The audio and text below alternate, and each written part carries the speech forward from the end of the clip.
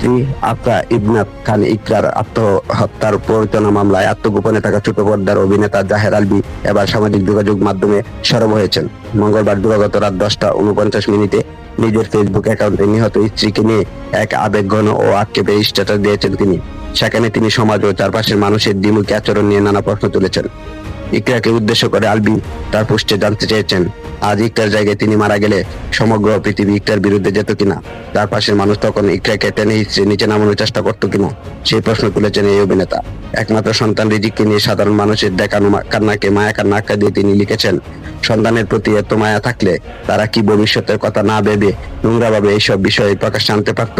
ছেলেটা বড় হয়ে এসব দেখলে মানসিকভাবে ভেঙে পড়বে, সে কথা কেউ ভাবছে না বলেও আক্ষেপ করেন তিনি। ইকরার বন্ধুদের বিরুদ্ধে মিথ্যা ছড়ানোর গুরুতর অভিযোগ এনেছেন আলভী। তিনি দাবি করেছেন, ইকরার বন্ধুরা প্রয়োজনের চেয়ে বেশি মিথ্যা বলে সাধারণ মানুষের কাছে তাকে আরো খারাপ বানানোর চেষ্টা করেছে। পোস্টের শেষ অংশে চরম হতাশা ও আবেগের বহিঃপ্রকাশ ঘটিয়ে আলভী লিখেছেন, খুব শীঘ্রই কোনো এক পাহাড়ের চূড়ায় বসে ইকরার কাছ থেকে এসব প্রশ্নের উত্তর শুনে নেবেন তিনি। মৃত্যুর আগে ইকরার কেমন লাগছিল সেই অনুভূতিও জানতে চাইবেন।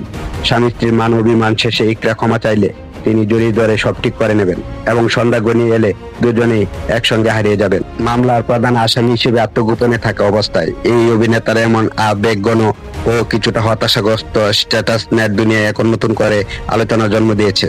অনেকেই তার এই পোস্টের পেছনের মানসিক অবস্থা নিয়ে উদ্বেগ প্রকাশ করেছেন।